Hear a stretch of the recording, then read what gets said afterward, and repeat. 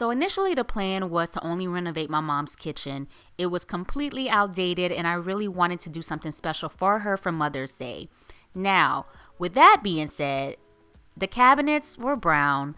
The granite countertop, it wasn't completely outdated because I still feel like this could be placed in a modern home, but just the entire setup of my mom's kitchen that flowed into the dining room, that flowed into the living room, it just didn't work. The kitchen was very tight. She had a really big refrigerator. She had a divider that divided the kitchen and the dining room that had like a little bar opening to where you could interact with each other if someone was eating and someone was cooking, and it just didn't flow well. So as you see here, this divider, we were trying to figure out how to basically maximize the space, whether or not we wanted to knock it down or leave it up. As you see to the right, there's the pantry, which is also a divider between the kitchen and the living room.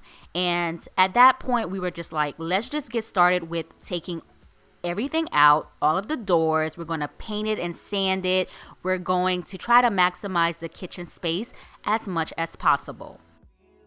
We also talked about taking the cabinets off and lifting it so there wasn't so much space between the crown molding and the cabinetry itself.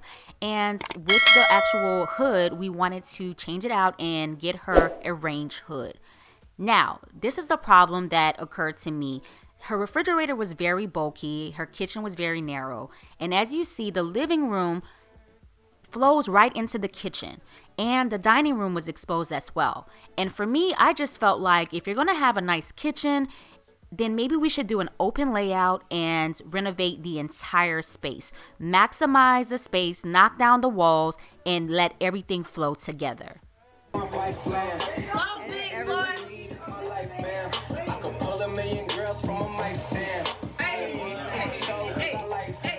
About a week into the project, we learned that my mom's cabinets were okay, but they weren't in the best condition, and although it would cost us less to refurbish them, we just decided to go ahead and have some custom cabinets built. So that's what you see here around the refrigerator.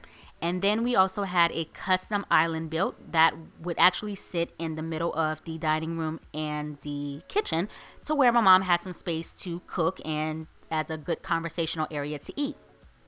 Look at how much more spacious it is, guys. You can actually have some room to break dance in between the refrigerator and where the oven used to be. But now that we have all of the panels taken out of the wall and the new cabinetry foundation up, it's basically time to hit the flooring.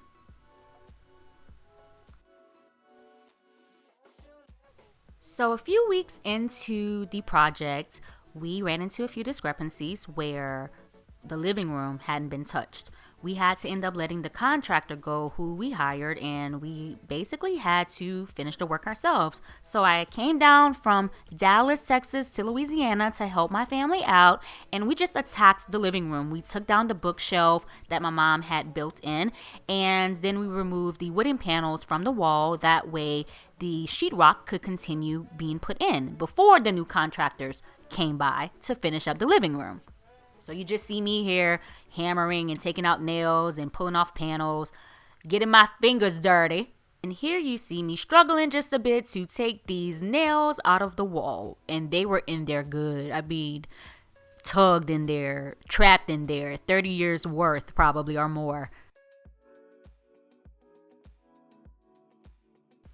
So after that hard work and labor, I'm just kidding, the sheetrock is installed and the painting is finished. Well, in this area in the kitchen, but everything looked amazing. The electrician came in and did all of the electrical work to have it ready for the flat screen television that was going to be installed. And then we had a new island built. The other one just wasn't wide enough, so we made one a bit wider, and we were talking about just having the granite kind of come out a bit just so the chairs could go underneath. The framework around the door and two windows were replaced and pretty much updated because the one in the kitchen that was going to be updated next, it was just completely outdated. So here we're talking about the blinds and the framework.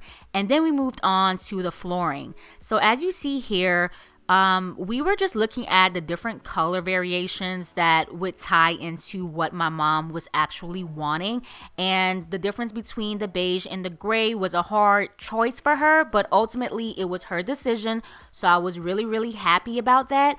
But we ended up going with Ashville pine, and I'll leave all of the information down below. But it wasn't expensive at all, and I like the fact that every piece of wood was pretty much cut differently and it had a different tone. So by the time everything was laid out, it all flowed together. It had hints of beige, hints of greige, hints of gray, had some little white in it. It tied in with the wall color. The wall colors will be listed below if you're interested, but everything just flowed really well. So then I was telling my mom that her door should be a statement color because her walls are so light, and then there's the white trim.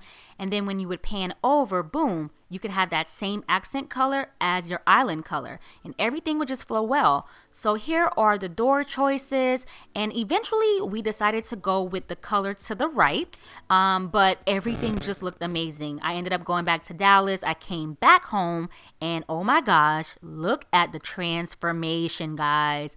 That island color stood out. It popped. You can't see the door behind the refrigerator, but the flooring looked amazing. Oh my gosh, everything just flowed so well. The granite countertops were put in, and it looked amazing against the backsplash, guys. Oh my gosh. It's called White Cloud from a local vendor in Lafayette, Louisiana. But just look at the detail. And then with the backsplash, we're talking about having it go all the way up to the crown molding before her range hood would actually come in.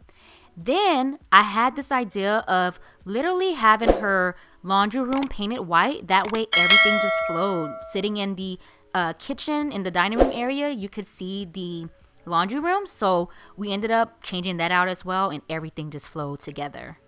So being that my mom's color scheme was pretty neutral, I ran to a few stores and I grabbed a few decor items that had some color in it, and my mom gave me complete creative control, but she still went back and changed a few things that she wanted to have, which is totally fine. I didn't want her style to completely be my own desires, you know what I'm saying? So here's a few clips of me just placing the elements within the house. And you can see more on the vlog that I'll list below, but I just wanted to give you guys a peek of me doing that. So that is it for my mom's living, kitchen, and dining room renovation. I hope you guys enjoyed this. Although this is not a full room tour, kitchen tour, I can definitely include that next time I do go home. My mom totally doesn't mind, but I definitely wanted to just share the renovation process with you guys and to show you how something so outdated can look totally updated just by tweaking a few things and not necessarily having to go buy a brand new house. So be sure to check out the description box. I will definitely link all of the vlogs that are related to the renovation process. That way you guys can watch and see the entire process, the behind the scene, and all of the mishaps that occurred during the entire process, which was a headache, but nonetheless, we got it done. My mom's happy and she smiled. So mission accomplished. I love it. I'm ready for the spring. She's ready for the spring, guys.